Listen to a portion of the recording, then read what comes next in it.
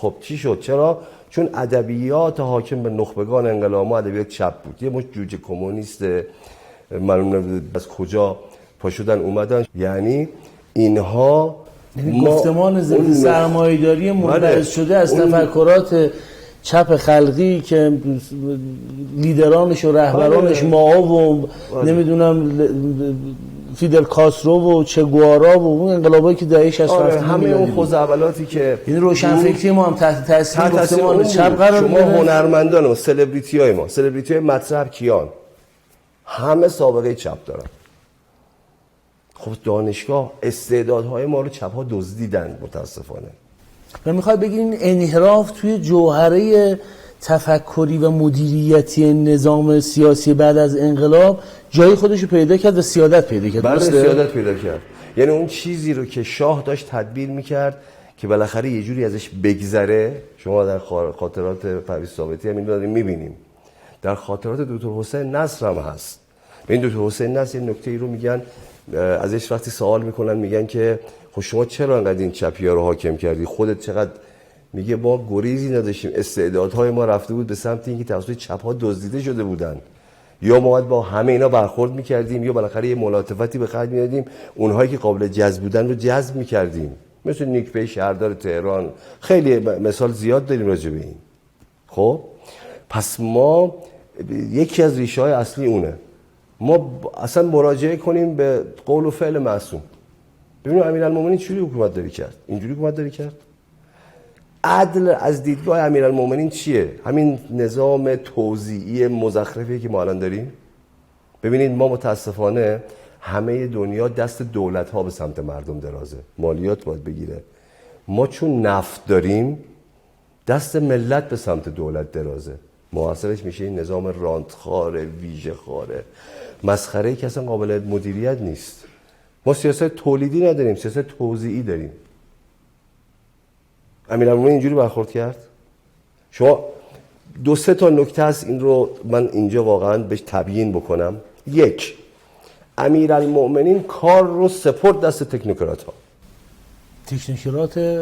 تکنوکرات به معنای اصل تکنوکرات، یعنی تو انتخاب بله استانداراشون اصلا دست بچهای مؤمن حزب اللهی انقلابی کار رو نسپرد. شما استان فارس رو داد دست کمیل، اون چنون به هم زد استان فارس رو، اون شورش دارا به اتفاق افتاد، 30,000 کشته داد. امیرالمومنین عوض کرد کمیل رو. کیو گذاشت؟ ابن زیاد.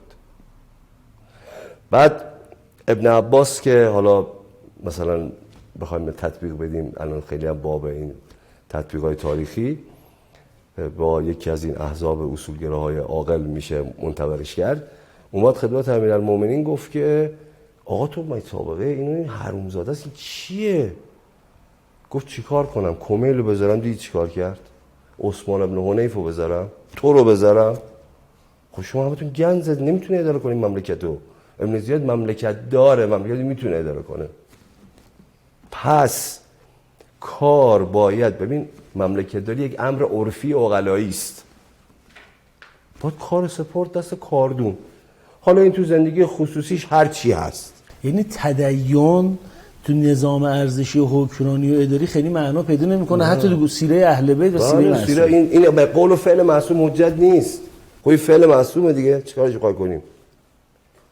بعد جالبه که تبیین هم شده دیگه. ابن عباس که این سوالو میکنه مطلب تبیین هم میشه توسط امیرالمومنین، یعنی کسی نمیتونه تفسیر بیخودی بکنه. یعنی امیرالمومنین هر چی انقلابی تر بود و نذاش استاندار فرماندار رو گذاشت تا دید دوچار چالش نمیتونه اداره کنه، عوض کرد سپرد دست افراد کننده. الان همینه. خب آیا روحانیت میتونه اداره بکنه؟ الزاما نه. مملکت داری امر عرفی و عقلاییت. وظیفه روحانی چیه؟ وظیفه روحانی تربیت پزشک مؤمنه، مهندس مؤمنه، سیاستمدار مؤمنه. خب اگه اینجوری باشه خب بیان طبابت هم بکنن، مهندسی هم بکنن، ماهواره هم فضا بفرستن. نمیشه. این نیست. هر کسی یک کاری داره. این یک. دو، تعریف عدالت از دیدگاه امیرالمومنین چیه؟ طبقه فرودست، طبقه فرات، ظلم به طبقه کارگر، ظلم. من قائلم که این اتفاقات افتاده ها، ولی این مسیری که داره تعریف میشه نیست. شما امیرالمومنین در تعریف عدل چی گفت؟ وقتی باز حالا فکر میکنم ابن عباس یا کسی دیگه ازش سوال میکنه آقا عدل بهتره یا جود؟ آقا فرمودن عدل. گفت چرا جود؟ که بالاخره بخشش که خیلی بهتر از عدل. گفت نه، العدل یضع الامور به موضعها و الجود یخرجها من جهتها. عدل یعنی هر چیزی رو سر جای خودش قرار دادن. ما برای همه چی استاندارد قائلیم الا نظام مدیریتی. یک بار اومدیم بنویسیم چه کسی میتواند استاندار باشد. آقا سوادش چیه؟ رئیس جمهور سواد خواندن نوشتن؟ یه مملکت با طراز ایران رو هر کی سواد خواندن نوشتن داشته باشه میتونه اداره بکنه؟ خب این خیلی چیزای عجیب غریبیه، اینو باید اصلاح بکنیم.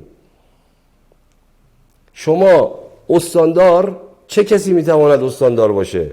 آقا سوادش چی باید باشه؟ سابقه مدیریتی چی باید باشه؟ شما امروز وارد یک جمعی بشید، بگید که یه جمعی که مثلا پرواز دارن، بگید ببخشید این خلبان مریض شد نمیتونه بیاد.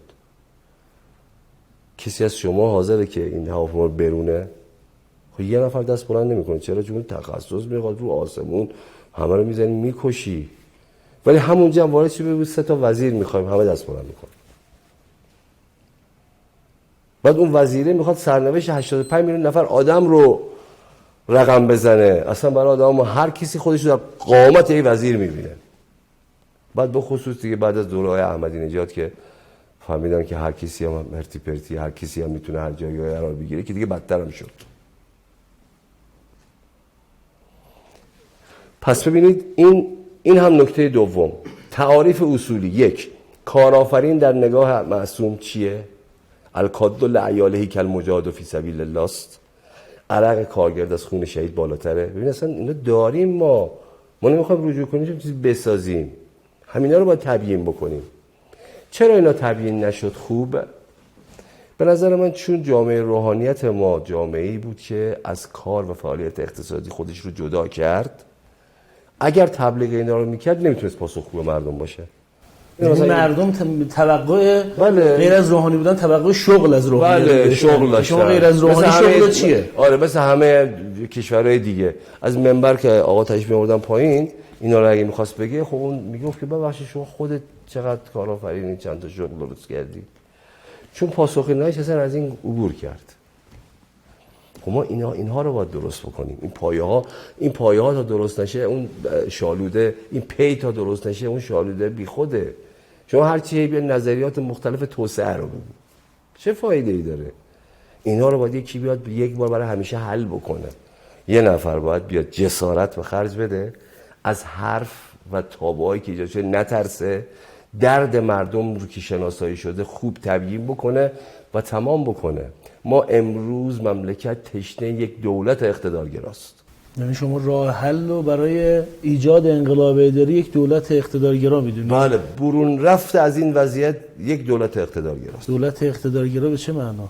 ببینید ما اگر نگاه بکنیم به کشورهای همسایه خودمون، هایی که توسعه پیدا کردن، آیا از راه توسعه دموکراسی و توسعه سیاسی به این پیشرفت رسیدن؟ نه، توسعه آمرانه است. توسعه آمرانه است.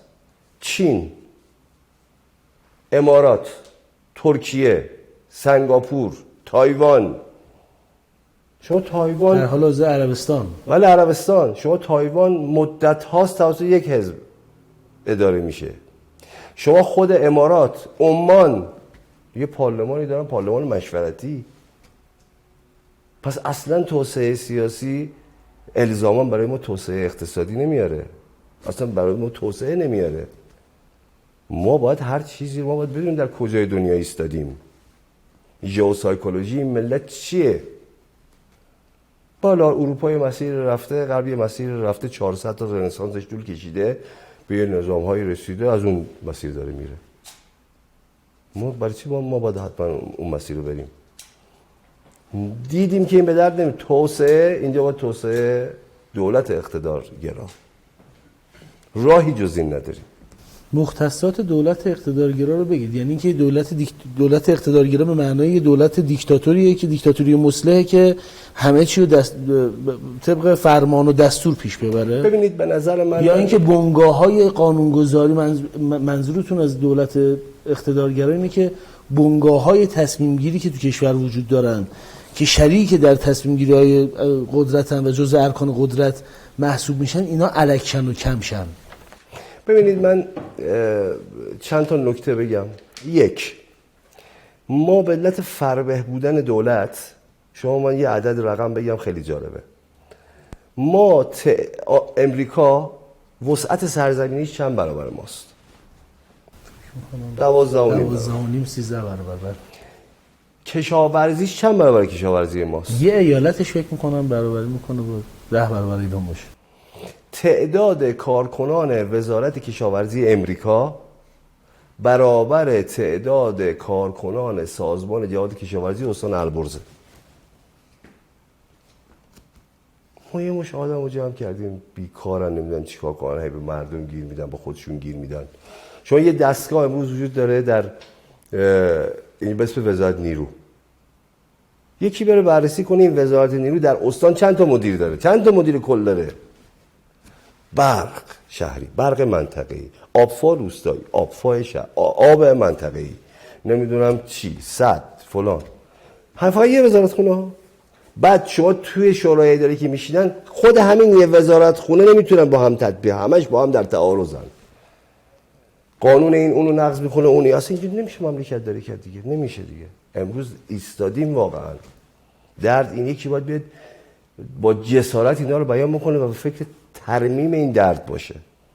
ببینید من یه ذره مصداقی تر بپردازم به این امر. امروز متاسفانه تصمیم سازی های اقتصادی توسط بنگاه های بزرگی داره شکل میگیره که این بنگاه ها نتیجه این سیاست توزیع شده، تبدیل شدن به بنگاه های رانتی و فاسدی که قابلیت اداره و بهره‌وری رو ندارند. مثلا ما یک صنعتی داشتیم در این مملکت به اسم صنعت زغال سنگ. زغال سنگ مطلوبی نیست در دنیا. عیارش عیار متوسطی است. به جهت مسائل فنی تاپ و درجه یک نیست، ولی قابل استفاده است با فراوری. شاه اومد یه سیاستی به خرج داد، یارانه های مستقیم رو پرداخت نکرد، آورد تو صنعت زغال. با این یه چیزی در حدود بالای 30,000 شغل مستقیم ایجاد کرد تحت عنوان 2-3 تا شرکت: زغال سنگ البرز شرقی، شمالی، مرکزی و جنوبی. خب ما صنعت زغال خیلی خوب داشت پیش میرفت تا به خصوصی سازی رسیدیم. بعد که خصوصی سازی شد، ما اینا رو توزیع کردیم بین بخش خصوصی. تنها مصرف کننده این ذوبان اصفهان بود. یک، چون زغال زیاد بود، ذوبان شروع کرد بازی در آوردن. خب بهترین زغالا رو گرفت، طبعا اونایی که لول پایینتر داشتن تعطیل شدن. دو، پول نمیداد درست. سه، در یک مقطعی اصلا کوره که خراب شد 2 سال تمام ما فقط زغال دپو میکرد، پول نمیداد. دغدغه همه دولت مردا شده بود که حقوق این 30-40 هزار تا کارگر از کجا بدن. این باعث شد که صنعت زغال سنگ کلا نابود بشه و تعطیل شد. امروز اون روز $80 بود زغال سنگ. امروز که زغال سنگ $680 ما دیگه معدنی باقی نمونده که بتونه فعالیت بکنه و مجبوریم از مالزی، اندونزی و غیره بیاریم. درست زمانی که شما شمش فولادت مثلا $690 قیمتشه، $620 فقط باید بدی پول زغال. الان دارن باز همین بلا رو سر صنعت آهن میارن. 2-3 تا بنگاه اقتصادی مبارکه، خوزستان، ذوب‌آهن، نمیدونم چی. شما برای تولید کننده در معدن یک سنگ آهن با عیار مثلا 60-62 ایست در 2.5 میلیون تومان هزینه برمیداره. طرف چینی این رو میاد لب معدن از صنعتگر معدنکار ما 4 میلیون تومان میخره، هم میکنه بندر عباس میبره چین، اونجا تولید میکنه براش میصرفه. بعد این دوستان به زور یه قیمتی رو میخوان در حد 2-2.5 بگیرن. همون بلایی که سر صنعت زغال اومد دارن سر صنعت آهن در میارن که 5 سال آینده معدنکاری وجود نخواهد داشت. بعد باز 2 مرتبه بعد همین رو برداشت از استرالیا، از برزیل، از غیره آورد و شما الان با این شرایط نمیتونید اقتصادی تولید کنید. بعداً میخواید اقتصادی تولید بکنید. ماحصل از کجاست؟ اون فساد سیستماتیک. یعنی دولت فربه که هزینه مدیریتش گران تمام میشه برای حاکمیت به جهت تعداد کارمند و مدیر مازاد. بله اون دولتشه، اینم بنگاهاشه.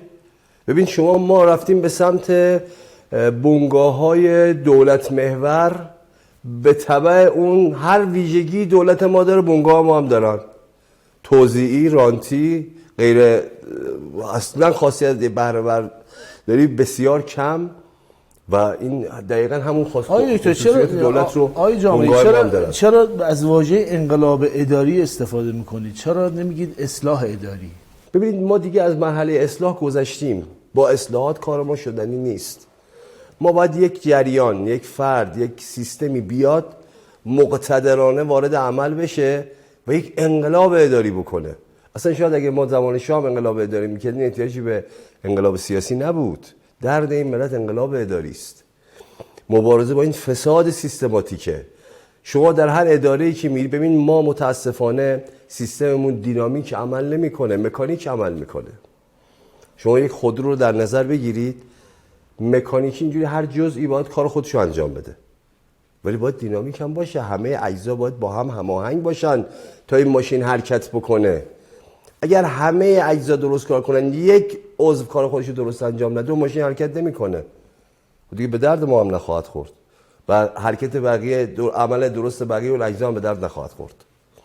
ما مکان هر کسی داره کار خودشو انجام میده. به نظر شما بین گفتمان‌های یعنی این انقلاب اداری که شما دارید ازش اسم برید، کدوم طبقه فکری یا سیاسی یا اجتماعی قابلیت، توانمندی و پتانسیل اینو داره که بتونه پیشگام باشه، لیدر این انقلاب اداری باشه؟ من به نظرم بدترین اتفاقی که افتاده در تاریخ انقلاب ما که یک نفر باید شجاعت کنه اینو به صراحت بیان بکنه و بعد دوستان دیگر هم اینو تکمیلش بکنن.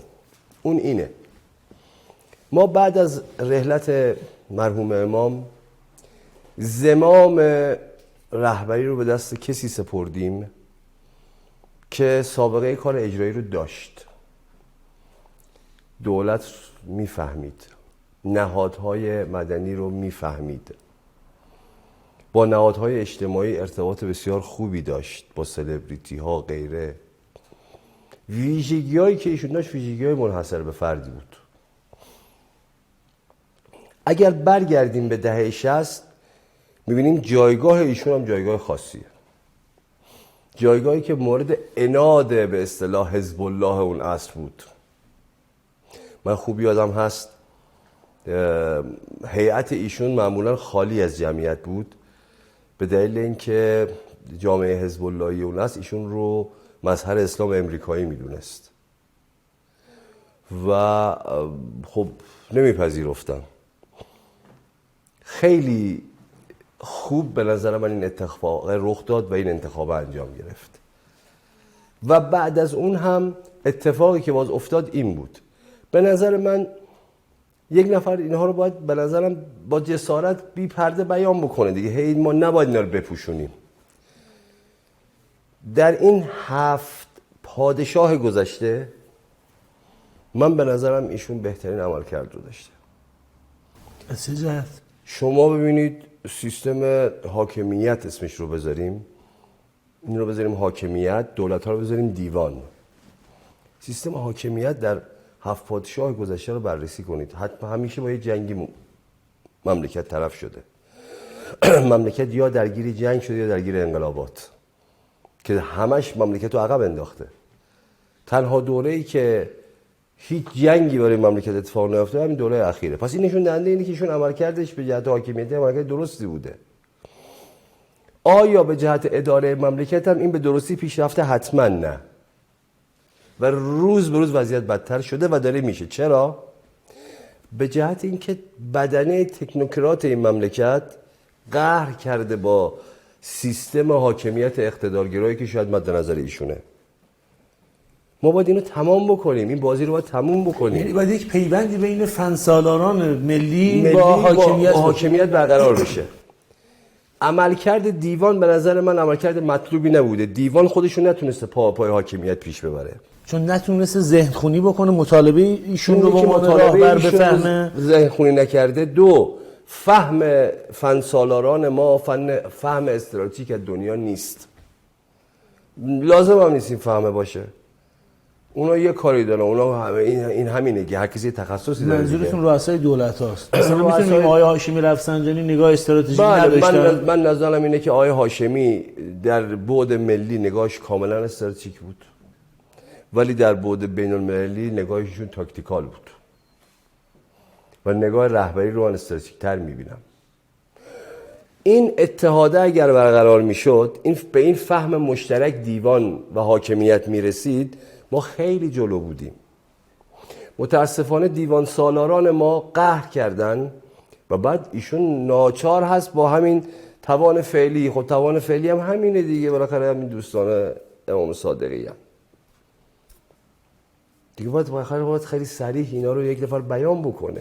خب یه سوالی که پیش یعنی مردم خسته این ماجران، این رودرواسی های ما، این فضاهای ما، این مردم خستن. مدیرانی متاسفانه الان داریم مدیران پاورپوینتی، چیزای بی خود رو یه ذره به فضای مثلا مدرن دانشگاهی نزدیک بکنن و هیچ اثری هم نداره.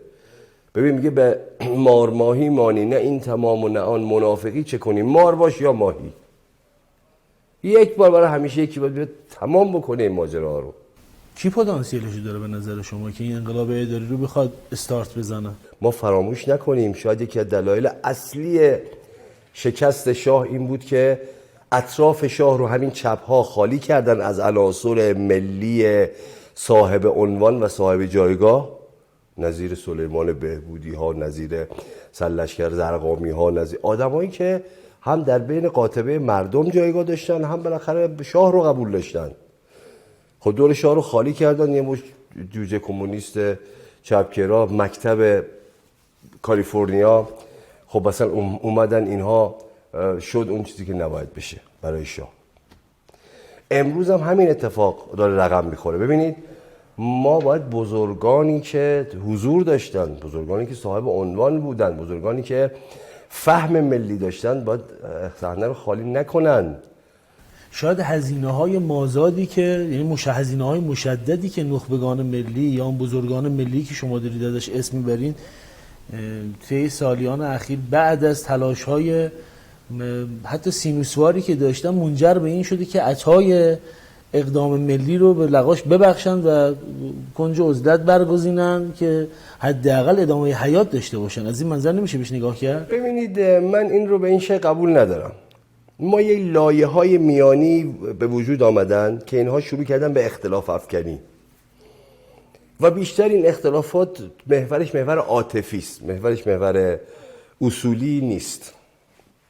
گله هایی که ایشون مثلا به ما اینو گفت، من این کارا رو کردم چرا اینجوری شدم، اون زنش به زن اونو گفت، از این جنسه. بیشتر اختلافات در سطح کلام اختلاف عاطفی میدونی؟ بله. نه اختلاف سلیقه مدیریتی؟ نه 80% عاطفیه به نظر من و قابل حل.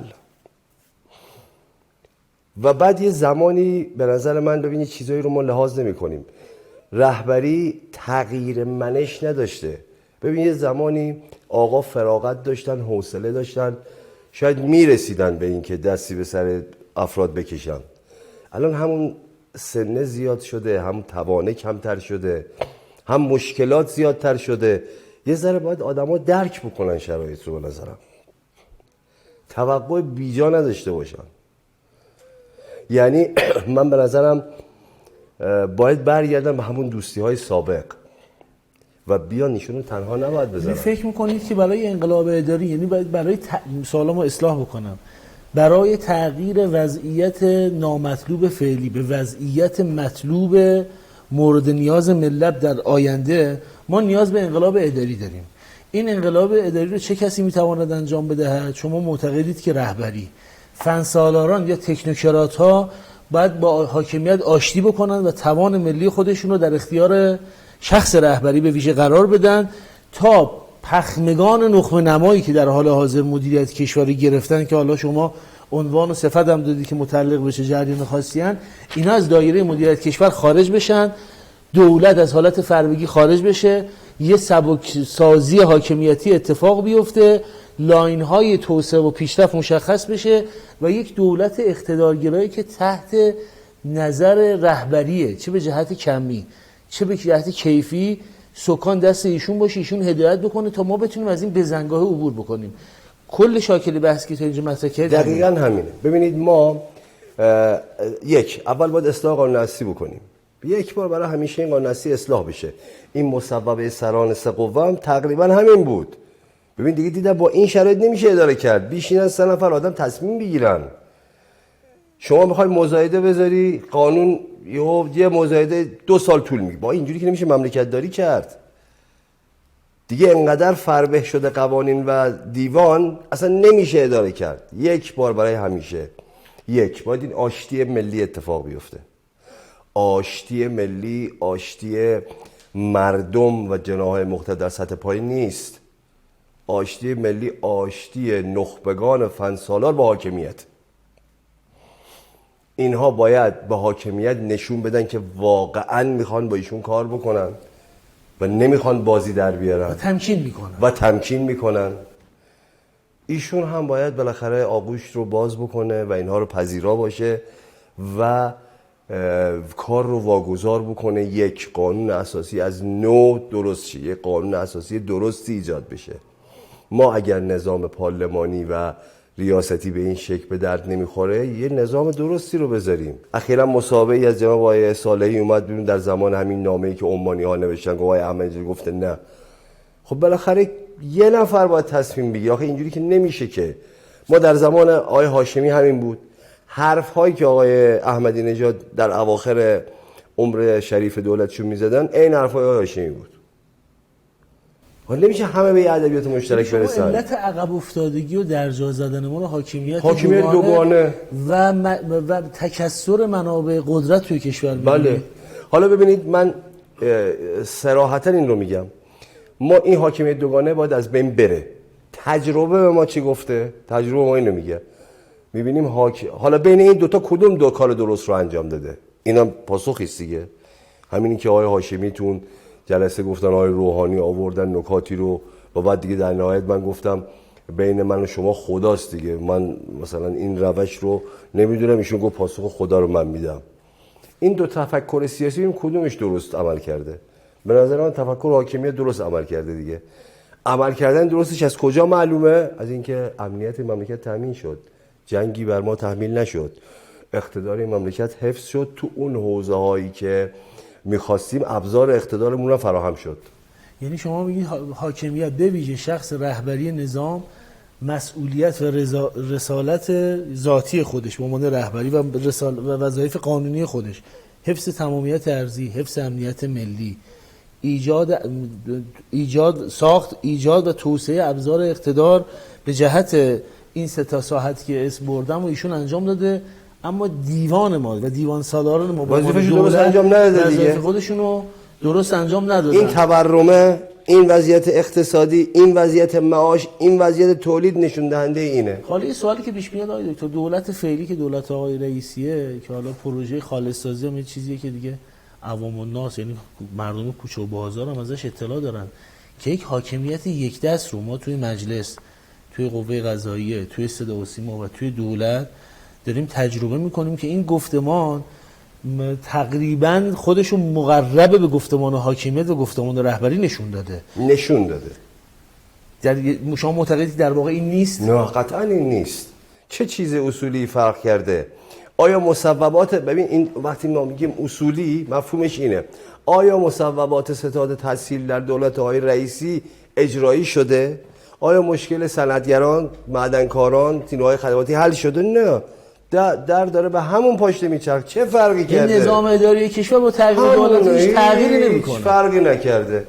هیچ فرقی نکرده و نخواهد کرد. تازه بدتر شده. چرا؟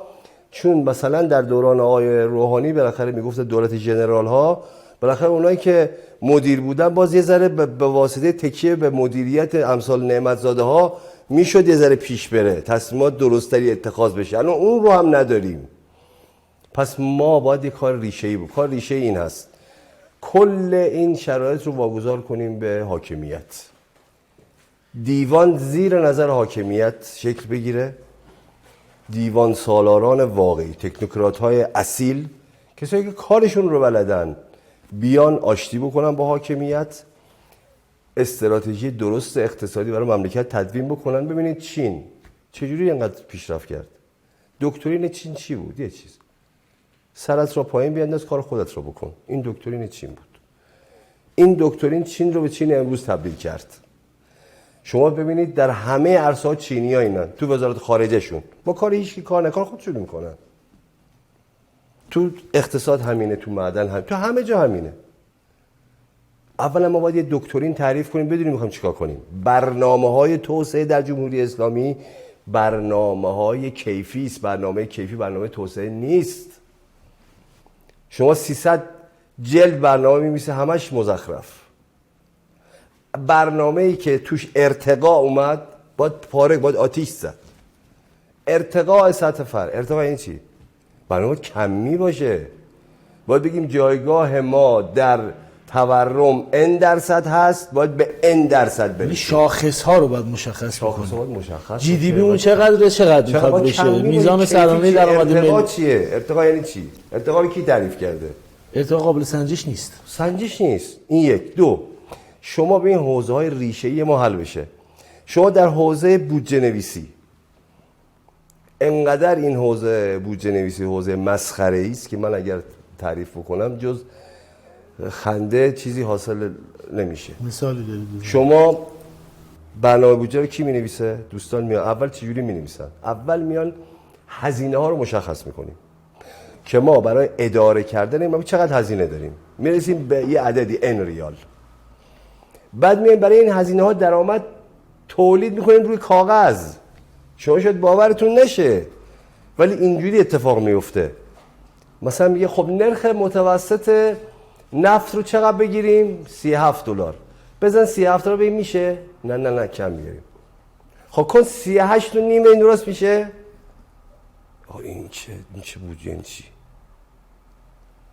بعد ترازش رو درست بکنیم، بعد تخصیص هیچ کدومش هم اجرایی نمیشه. بودجه نویسی جعلی و تقلبی ساختگی داریم که هیچ با نظام واقعیت. از اول ما همین از اول مرحوم ابتهاج داریم همینجوری بودجه می‌نویسیم.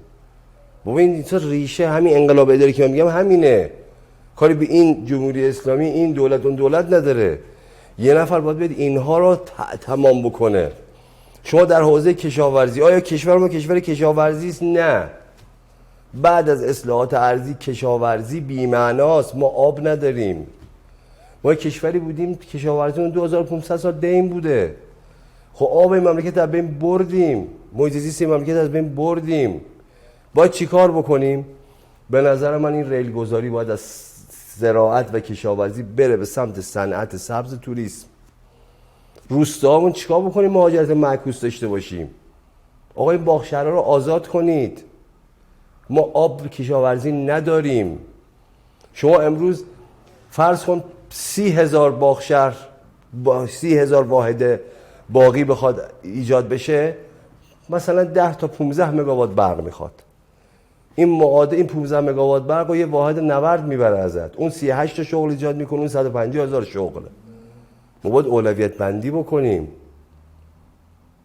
شما الان هر روستایی که واحدهای هتل روستا و بومگردیش به صورت اتفاقی، چون اتفاقی دی سیاست گذاری که نبوده که راه افتاده، مهاجرت معکوس داریم ما.